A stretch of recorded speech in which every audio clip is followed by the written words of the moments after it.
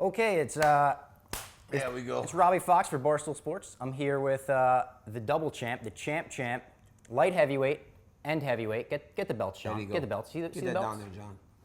Make sure the UFC is going from right to left. And this is our new show. This is our new show. We Hate John Jones. That's what it's called. That's what it's called. Good title. But we're here ahead of UFC 230. You're fighting on Saturday night, the world's most famous arena, Madison Square Garden. You got Derrick Lewis in front of you. I wanted to get your take on Derrick Lewis, his training methods for this fight. He came out, he said he's just been having a ton of sex. The sex really been helping my hips. He says as a wrestler, that just helps a ton. What do you think of that? Derrick Lewis doesn't understand wrestling. He doesn't understand wrestling, but Derrick Lewis also plays the game. Derrick Lewis is a lot smarter than you guys think. Look, he can fool you. He can fool Ian. He can definitely fool Rosendo because he's not that smart. But he's not fooling me. I know what he's doing. I know what he's doing. Okay. And you were coming into this fight with some hand difficulties, but you said earlier today that that's all good. You're not worried about that. You've sparred, what, 41 rounds you said I've for this? I've sparred 41 rounds. It's good, man. I've done a lot of sparring. And I know that I said Rosendo's not the smartest guy, but he's been wrapping my hands before every single practice. He's a good boxing guy. He's really preparing my hands and making sure it's good. And I think I'm good to go, man. Before the Stipe fight, we were here, and your hands were super heavy. You were knocking everybody out in sparring. Was it kind of the same case leading into this fight? I didn't really knock anybody out this time. I was good. I just think that the first time it was bang, bang, let's go put everybody out. But the focus on this one was a little bit different. Yep. Not as much as the game preparation for Miocic. Okay, and we got some MMA news I'd like to shift into because I know you're doing 1,000 interviews about UFC 230 specifically this week. So the monumental trade, the first major trade in MMA history. One of your former teammates in the Olympics, Ben Askren, is coming to the UFC, and Demetrius Mighty Mouse Johnson is going to 1. This is crazy. Crazy. They're trading people now. So I got the alert on my phone, like, hey, a trade is going on. I don't know what, I thought it was a glitch or something like that. I'm all in on trades now. I want trades to become commonplace. Like a part of the game. Oh, yeah. Oh, yeah. But, like, I'm scared. I don't want to be traded. Well, yeah. Like, I'm just saying, like, I don't want to be traded. I mean, well, you're a fighter. I'm not a fighter, so I don't got to worry about that. You know what I mean? Like, but I was thinking about, like, how can we implement gyms? Can we, trade this guy to gym to gym? We see Cody Garbrandt and TJ Dillashaw. They're getting into gym rivalries. What if after that whole thing happened, they traded TJ away to Dwayne or something?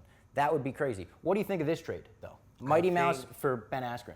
I feel like on both sides, it actually is pretty good. Right, it works because it gives Mighty Mouse a chance to be happy. Right, Mighty Mouse has always been great, but he's never truly embraced the way that fights are promoted today. Yep. Whereas the guys with the big personalities are the ones making all the money. He's not that guy. No. He's a guy that wants you to like him and love him for what he can do in the octagon, right? Unfortunately, that doesn't always sell, right? Yeah.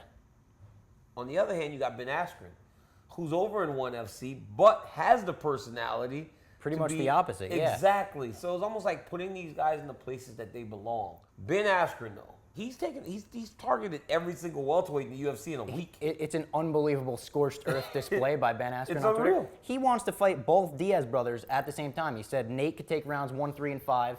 Nick could take 2 and 4, and he'll win every round. This dude, He's trying to set up a bum of the month club where he could have people come in every month and he could just run through them. You see, Platinum Mike Perry called him out, and he was like, "Mike, I appreciate you having the balls to call me out, but let's be honest, you suck. You're not getting the shot." Oh my goodness. Like the dude's just an unbelievable savage. Ben might have had the greatest week on Twitter in Twitter history. Unbelievable. He's just He's just been verbally destroying everybody. So Dana said he's going to get a top 5 opponent in his debut. Do you have a name that comes to I've got mind a couple. as like a commentator, as a fan, that you just want to see as a fight? I think with a guy like Ben Askren who's been that successful, I think you put him in there with either a Wonder Boy, Okay. or you put him in there with a Darren Till. Because And that Till, they had that back and forth as well. You put him in there with somebody in title contention because he can't be built up to a title shot. He has to fight once, let people see him, and then he needs to be fighting for the belt if he wins.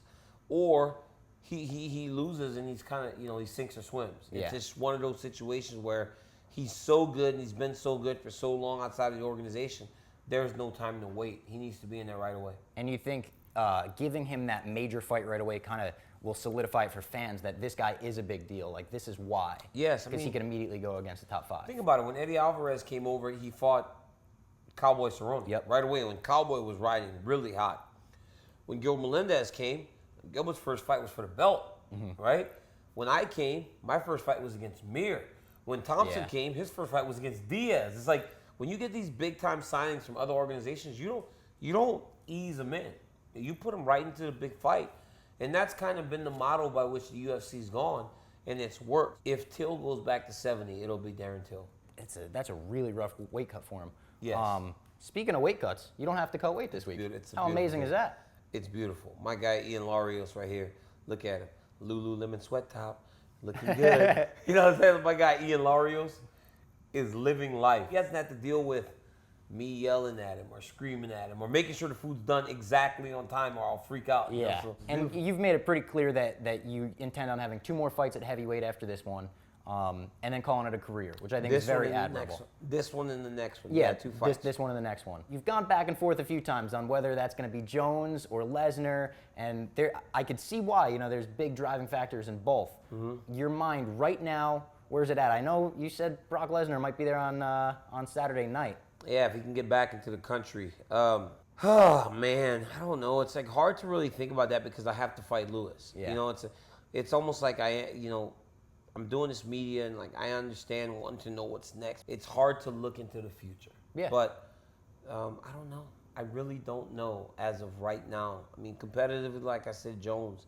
Financially, Lesnar. So we'll see what happens. And the last time you were in this office was right before 217, and you shared with us the text exchange you had with Brock about UFC 200, where he told you Christmas was coming early. Yeah, he was. That was back then. That's when we were still kind of friends. Yeah, and everything that kind of seems changed to have now. gone away. Yeah, got into the cage, pushed you a little bit. Yeah. What's wrong with Lesnar? You don't touch the double champ right after he gets his belt.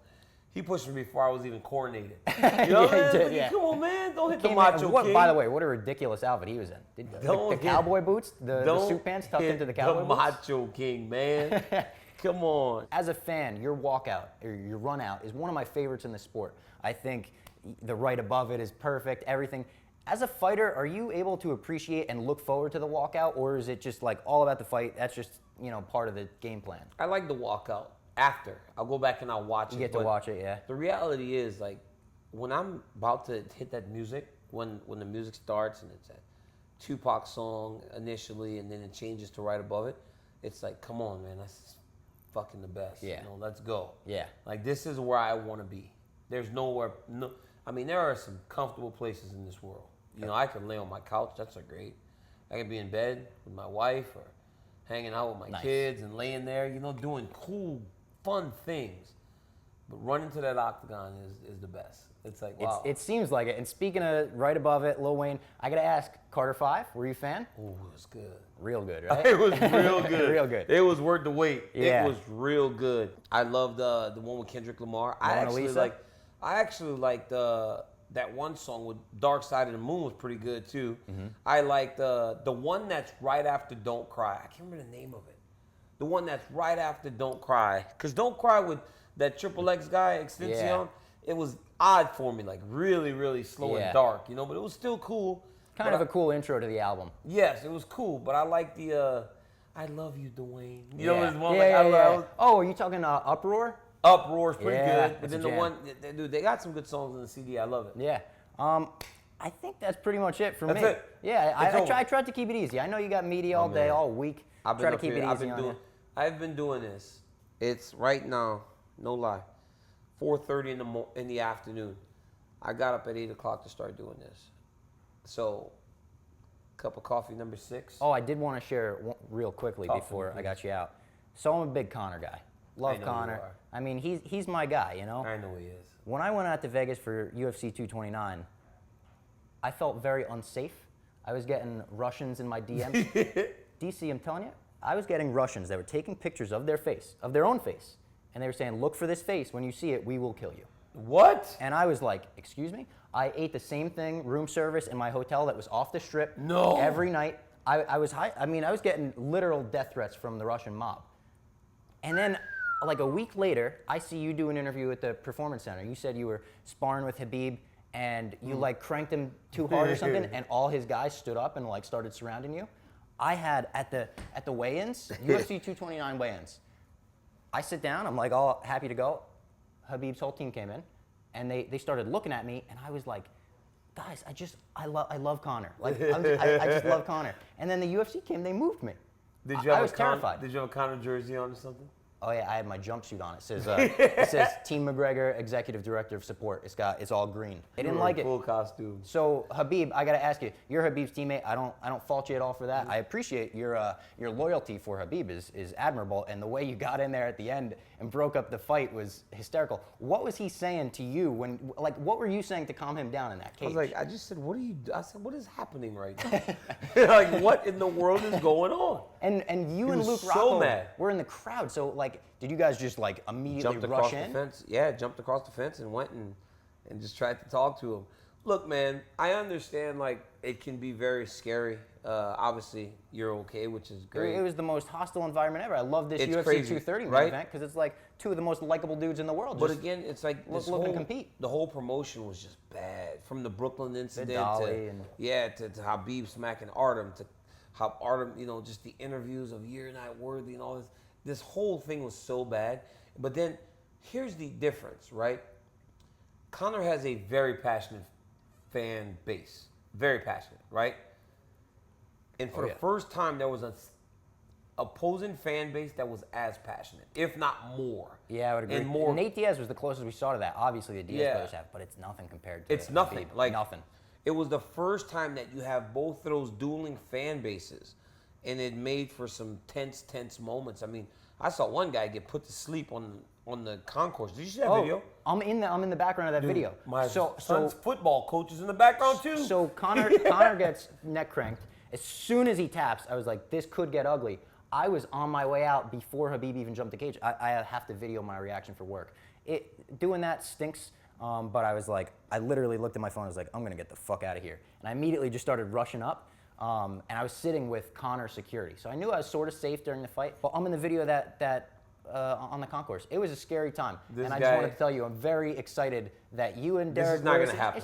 It's just two likable people. It's just after the fight, you're going to shake hands. You're going to call it a day. You're going to say, we sold out MSG. It was bad. It was a lot of tense moments. But my son's football coach, my son plays 5, 6, 7-year-old football. I see you post videos sometimes. He walked right past.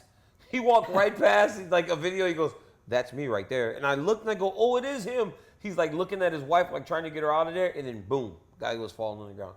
It was just crazy, man. It was crazy on both sides. But people said that when they got out of the arena, they expected so much hostility. It was like Khabib's fans and Conor's fans all celebrating together, walking hand in hand, hugging. Like, it's fine. People were giving me shit. Mini Khabib, the little girl that follows him around. I met up with her before the event because she wanted a face-off picture. I took a face-off picture. I had so many Irish dudes in my DMs like, you're not loyal. You dishonored Conor. It's like, guys, you need to calm down. Need to everybody calm down. She's like a 10-year-old girl. This is fun. Support your guy, but just relax. Everybody relax. All right. That was We Hate John Jones with Daniel Cormier and Robbie Fox. All right, awesome. Robbie, you're the man.